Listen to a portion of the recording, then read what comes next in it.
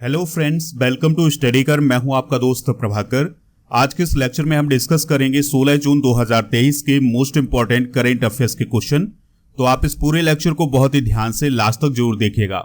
आज का पहला और बहुत ही इंपॉर्टेंट क्वेश्चन है, governor of the year 2023 award किसे प्रदान किया गया है? तो यह प्रदान किया गया है शक्तिकांत दास को। शक्तिकांत दास है कौन? तो दोस्तों वो आरबीआई के वर्तमान में गवर्नर हैं, यानी रिजर्व बैंक ऑफ इंडिया के वर्तमान गवर्नर शक्तिकांत दास को गवर्नर ऑफ द ईयर 2023 का अवार्ड दिया गया है। अब सवाल आता है कि यह अवार्ड किसने दिया है? तो दोस्तों यह अवार्ड दिया है लंदन की एक संस्था सेंट्रल बैंकिंग ने। क्यों दिया है? तो दोस्तों कोविड-19 महामारी के दौरान शक्तिकांत दास के द्वारा जो प्रबंधन किया गया था, जो मैनेजमेंट किया गया था, उसके लिए उन्हें यह अवार्ड दिया गया है।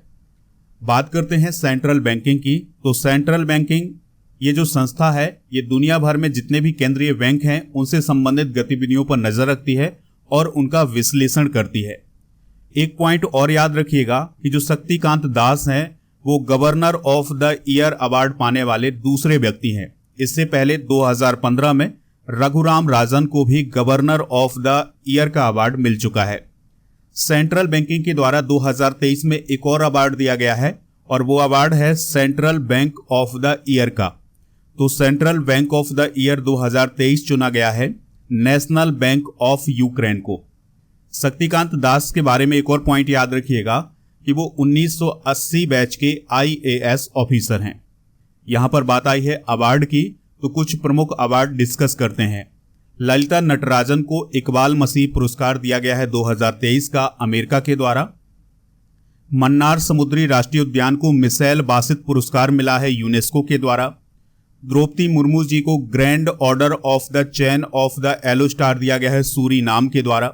दामोदर मौजो को 57वां ज्ञानपीठ पुरस्कार प्राप्त हुआ है। जॉर्जी गॉस्पोडिनोव को अंतर्राष्ट्रीय बुकर पुरस्कार 2023 प्रदान किया गया है।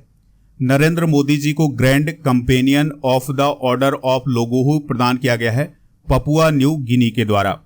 कोची बंदरगाह को अभी हाल ही में सागर श्रेष्ठ सम्मान मिला है और मारिया स्टेबानोवा को लीपजिंग बुक पुरस्कार 2023 प्रदान किया गया है। आप इस लेक्चर को बहुत ही ध्यान से लास्ट तक देखिएगा। लास्ट में आपसे एक क्वेश्चन पूछा जाएगा जिसका आंसर आपको कमेंट बॉक्स में देना है। चैनल पर अगर आप पहली बार आए हैं तो सब्सक्राइब कर लें, बेल आइकन भी दबा लें जिससे आपको समय पर सबसे पहले नोटिफिकेशन मिल सकेगा। अगर आपको इस लेक्चर का पीडीएफ चाहिए तो पीडीएफ मिलेगा टेलीग्राम पर। टेलीग्राम पर जाइए, स्टडी कर ऑफिशियल आप सर्च करेंगे तो चैनल मिल जाएगा। चैनल को ज्वाइन करेंगे तो पीडीएफ मिल जाएगा। अब सवाल आता है कि पीडीएफ कितने बजे अपलोड किया जाता है? तो सुबह लगभग 10 बजे पीडीएफ को अपलोड किया जाता है। दोस्तों पीडीएफ आपको हमारे ऐप पर भी मिलेगा। इसके अलावा अन्य जो पीडीएफ हैं वो सभी ऐप पर उपलब्ध हैं, तो आप पीडीएफ को डाउनलोड कर सकते हैं ऐप से। ऐप का लिंक डिस्क्रिप्शन बॉक्स में दिया गया है। अगर आपको ये लेक्चर पसंद आता है तो आप इसे लाइक करें, शेयर करें सभी दोस्तों को सभी सोशल मीडिया प्लेटफॉर्म पर। अगला प्रश्न है, अरुण पोल ऐप किस राज्य में लॉन्च किया गया है? तो अरुण पोल ऐप अरुणाचल प्रदेश में लॉन्च किया गया है। दोस्तों इसके नाम से ही पता चलता है कि ये ऐप किसके लिए बनाया गया है। अरुण का मतलब हो जाएगा अरुणाचल प्रदेश, पोल का मतलब हो जाएगा पुलिस, यानी जो ये अरुण पोल ऐप है ये अरुणाचल प्रदेश की पुलिस के लिए लॉन्च किया गया है। किसने लॉन्च किया है? तो अरुणाचल प्रदेश के जो चीफ मिनिस्टर हैं पेमा खांडू जी, उनके द्वारा इसे लॉन्च किया गया है। इस ऐप के जरिए आम लोग बिना थाने आए शिकायत दर्ज करा सकते हैं और अगर थाने से कोई और मंजूरी लेनी हो तो वो भी इस ऐप के माध्यम से ले सकते हैं। बात आई है अरुणाचल प्रदेश की, तो ये आप मैप में देख सकते हैं, ये है अरुणाचल प्रदेश। इसकी सीमा असम, नागालैंड और इधर भूटान और चाइना से लगती है। दोस्तों अरुणाचल प्रदेश की कैपिटल क्या है? ईटानगर है। राज्यपाल कौन है? केवल त्रिविक्रम परनाइक। और दोस्तों मुख्यमंत्री कौन है? पेमा खांडू जी। और इसकी स्थापना हुई थी 20 फरवरी 1987 को, यानी इसे राज्य का दर्जा दिया गया था 20 फरवरी 1987 को। विधानसभा सीटें यहाँ पर 60 हैं, राज्यसभा की 1 सीट है, लोकसभा की 2 सीटें हैं और यहाँ का जो उच्च न्यायालय लगता है वो लगता है गुवाहाटी उच्च न्यायालय जो कि असम में है। चलिए अब हम डिस्कस करते हैं हाल ही में लॉन्च किए गए कुछ प्रमुख ऐप और पोर्टल। तो सेक्रेड पोर्टल को अभी हाल ही में सामाजिक न्याय और अधिकारिता मंत्रालय के द्वारा लॉन्च किया गया है। पीएम स्वनिधि मोबाइल ऐप को आवास और शहरी मामलों के मंत्री हरदीप सिंह पुरी ने लॉन्च किया है। केंद्रीय पर्यावरण मंत्री भूपेंद्र यादव ने मेरी लाइफ ऐप को लॉन्च किया है। कृषि मंत्री नरेंद्र सिंह तोमर ने अभी हाल ही में साथी पोर्टल और मोबाइल ऐप को लॉन्च किया है। सर्बानंद सोनोवाल ने सागर सेतु मोबाइल ऐप को लॉन्च किया है और पीएम मोदी ने call before you dig app को अभी हाल ही में लॉन्च किया है। नेक्स्ट क्वेश्चन है, विश्व बुजुर्ग दुर्व्यवहार जागरूकता दिवस कब मनाया जाता है? तो यह दिवस मनाया जाता है 15 जून को। कब दोस्तों? 15 जून को। तो world Elder abuse awareness day मनाया जाता है 15 जून को और इसका उद्देश्य है जो बुजुर्ग व्यक्तियों के साथ जो दुर्व्यवहार होता है, उनके साथ जो भेदभाव होता है, उनकी उपेक्षा की जाती है, तो इसके बारे में जागरूकता बढ़ाना। 2023 की थीम याद रखिएगा, closing the circle, addressing gender based violence in old age policy, law and evidence based responses. इस दिवस की स्थापना संयुक्त राष्ट्र के द्वारा 2011 में की गई थी। आज हम डिस्कस करेंगे जून 2023 के दिवस और उनकी थीम को। जैसे विश्व रक्तदाता दिवस मनाया गया है 14 जून को, इसकी थीम थी give blood, give plasma, share life, share often. अंतर्राष्ट्रीय एल्बिनिज्म जागरूकता दिवस मनाया गया है 13 जून को, इसकी थीम थी united in making our voice hear. विश्व बाल श्रम निषेध दिवस मनाया गया है 12 जून को, इसकी थीम थी social justice for all and child labour. विश्व प्रत्यायन दिवस मनाया गया है 9 जून को, इसकी थीम थी accreditation supporting the future of global business. इसी प्रकार से विश्व महासागरीय दिवस मनाया गया है 8 जून को, इसकी थीम थी planet ocean the tide are changing. विश्व खाद्य सुरक्षा दिवस मनाया गया है 7 जून को, इसकी थीम थी फूड स्टैंडर्ड सेव लाइव्स। विश्व पर्यावरण दिवस मनाया गया है 5 जून को, इसकी थीम थी सॉल्यूशन टू प्लास्टिक पॉल्यूशन। इसी प्रकार से विश्व साइकिल दिवस मनाया गया है 3 जून को, इसकी थीम थी riding together for a sustainable future. अगला क्वेश्चन है, जल विद्युत कंपनी एनएचपीसी लिमिटेड के निदेशक कौन बने हैं? तो एनएचपीसी लिमिटेड के जो निदेशक बने हैं, डायरेक्टर बने हैं, वो बने हैं उत्तम लाल। कौन बने हैं दोस्तों? उत्तम लाल। तो उत्तम लाल ने भारत की प्रमुख जल विद्युत कंपनी एनएचपीसी लिमिटेड के निदेशक का जो कार्यभार है वो संभाल लिया है। एनएचपीसी का फुल फॉर्म होता है national hydro electric power corporation. इसकी स्थापना 1975 में की गई थी। मुख्यालय फरीदाबाद हरियाणा में है। इसके वर्तमान में चेयरमैन और एमडी हैं राजीव कुमार बिश्नोई। हाल ही में की गई प्रमुख नियुक्तियां भी डिस्कस करते हैं। तो पोलाब रापू मल्लिकार्जुन प्रसाद कोल इंडिया के चीफ बने हैं। मार्गेरेटा डेला वेले वोडाफोन के सीईओ बने हैं। आयुष्मान खुराना को बैकफिट के ब्रांड एम्बेसडर के रूप में नियुक्त किया गया है। आलिया भट्ट को गुची का ग्लोबल ब्रांड एम्बेसडर बनाया है और ये पहली ऐसी इंडियन है जिन्हें गुची के द्वारा ग्लोबल ब्रांड एम्बेसडर बनाया गया है। लिंडा याकारिनो ट्विटर की सीईओ बनी है। प्रवीण सूद सीबीआई के निदेशक बने हैं। विराट कोहली ड्यूरोफ्लेक्स के ब्रांड एम्बेसडर बने हैं और रवनीत कौर को सीसीआई का अध्यक्ष बनाया गया है। नेक्स्ट क्वेश्चन है, मध्य प्रदेश का कौन सा जिला हर घर जल जिला बना है? आंसर हो जाएगा निवाड़ी। तो निवाड़ी मध्य प्रदेश का दूसरा ऐसा जिला है जो हर घर जल जिला बना है। इससे पहले बुरहानपुर मध्य प्रदेश का और देश का पहला हर घर जल प्रमाणित जिला बना था। दोस्तों निवाड़ी की बात करें तो इस जिले के 253 गांवों के 55,645 घरों में 100% नल से जल की आपूर्ति की जा रही है। दोस्तों मध्य प्रदेश में अब तक 60,07,000 से अधिक घरों में नल से जल की आपूर्ति की जा चुकी है। बात करते हैं हर घर जल की, तो यह एक अभियान है, एक स्कीम है। तो हर घर जल भारत सरकार के द्वारा 2019 से 2024 तक हर ग्रामीण परिवार में नल का पानी उपलब्ध कराने के उद्देश्य से शुरू की गई योजना है। और जो गोवा है वो हर घर जल प्रमाणित पहला राज्य बना था। दादरा और नगर हवेली हर घर जल प्रमाणित पहला केंद्र शासित प्रदेश बना था। अगला प्रश्न है, एशिया कप क्रिकेट 2023 का आयोजन पाकिस्तान के अलावा किस देश में किया जाएगा? तो ये किया जाएगा श्रीलंका में। यानी एशिया कप जो आयोजित होना है 2023 में, ये पाकिस्तान और श्रीलंका में आयोजित किया जाएगा। तो एशिया कप क्रिकेट टूर्नामेंट 2023 के मैच पाकिस्तान और श्रीलंका में खेले जाएंगे, लेकिन सबसे अधिक मुकाबले जो हैं वो श्रीलंका में होंगे 9 मुकाबले और 4 मुकाबले यानी 4 मैच जो हैं वो पाकिस्तान में होंगे। फाइनल मुकाबला भी श्रीलंका में होने वाला है, ठीक है। और एशिया कप का जो आयोजन है वो 31 अगस्त से 17 सितंबर 2023 तक किया जाएगा। अब हम बात करते हैं कि एशिया कप 2023 में कितनी टीमें हिस्सा लेंगी। तो 6 टीमें हिस्सा लेंगी, भारत, पाकिस्तान, नेपाल, श्रीलंका, बांग्लादेश और अफगानिस्तान। किसने अब तक कितनी बार एशिया कप जीता है इसको भी डिस्कस करते हैं।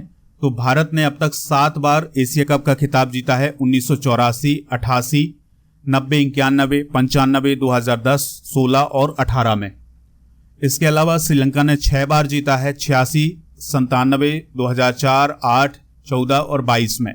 पाकिस्तान ने अब तक 2 बार एशिया कप का खिताब जीता है, 2000 में और 2012 में। अगला प्रश्न है, रक्षा मंत्रालय ने किस देश से प्रीडेटर ड्रोन सौदे को मंजूरी दी है। आंसर हो जाएगा अमेरिका, ठीक है दोस्तों। इसका आंसर क्या होगा, अमेरिका। तो हमारा जो डिफेंस मिनिस्ट्री है उसने ये कहा है कि भारत और अमेरिका के बीच जो प्रीडेटर ड्रोन को लेकर एक सौदा होना है उसको उसने मंजूरी दी है। लेकिन अभी एक और मंजूरी बाकी है, जो सुरक्षा मामलों की कैबिनेट समिति है। जब इसके द्वारा मंजूरी मिल जाएगी फिर इसके बाद अमेरिका और भारत के बीच प्रीडेटर ड्रोन को लेकर के समझौता हो सकेगा। इससे पहले 2020 में इंडियन नेवी के द्वारा 2 ड्रोन मंगाए गए थे जिनका नाम है MQ-9V ड्रोन।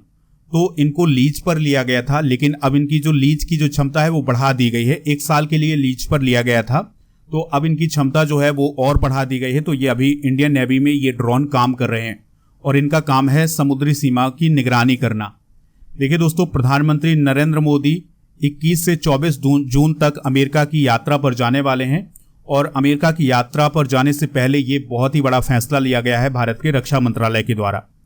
बात करते हैं MQ-9V ड्रोन की, तो इसकी कुछ बेहतरीन फीचर हैं, जैसे यह बिना रुके लगातार 35 घंटे तक हवा में उड़ान भर सकता है, 1 घंटे में 480 किलोमीटर की दूरी तय कर सकता है, 1900 किलोमीटर तक निगरानी कर सकता है और एडवांस रडार सिस्टम को भी चकमा दे सकता है। इस ड्रोन से 4 मिसाइलें एक साथ दागी जा सकती हैं। तो ये जो MQ-9V ड्रोन है ये बहुत ही महत्वपूर्ण है हमारी सेना के लिए। तो इसी को लेकर के भारत और अमेरिका के बीच समझौता होना है। अगला प्रश्न है, मशहूर गायिका शारदा का निधन हो गया है, उनका संबंध किस राज्य से था। तो उनका संबंध तमिलनाडु से था। दोस्तों, मशहूर गायिका शारदा का कैंसर के कारण निधन हो गया है। वह 1960 और 70 के दशक में सक्रिय रही हैं। 1969 से 1972 तक फिल्म फेयर पुरस्कारों के लिए उन्हें 4 बार नॉमिनेट किया गया है और उनका जन्म 25 जून 1945 को तमिलनाडु में हुआ था। हाल ही में हुए निधन भी डिस्कस कर लेते हैं। तो अभी हाल ही में कॉर्मेक मैकार्थी का निधन हुआ है, जो कि पुलित्जर पुरस्कार विजेता हैं और एक उपन्यासकार हैं। सिल्वियो बर्लुस्कोनी का निधन हुआ है, जो कि इटली के पूर्व प्रधानमंत्री थे। गीतांजलि अय्यर का निधन हुआ है, जो कि डीडी की एक एंकर थी। गूफी फेंटल का निधन हुआ है, जो कि एक अभिनेता थे।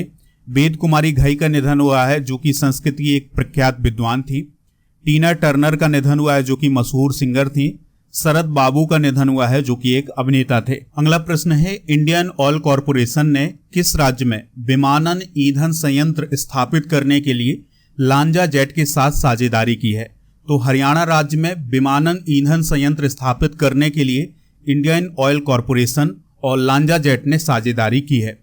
बात करते हैं इंडियन ऑयल कॉरपोरेशन की। तो दोस्तों, केंद्रीय सार्वजनिक क्षेत्र का यह एक उपक्रम है। इसका मुख्यालय नई दिल्ली में है। इसकी स्थापना 1959 में की गई थी और इसके वर्तमान अध्यक्ष हैं श्रीकांत माधव वैद्य।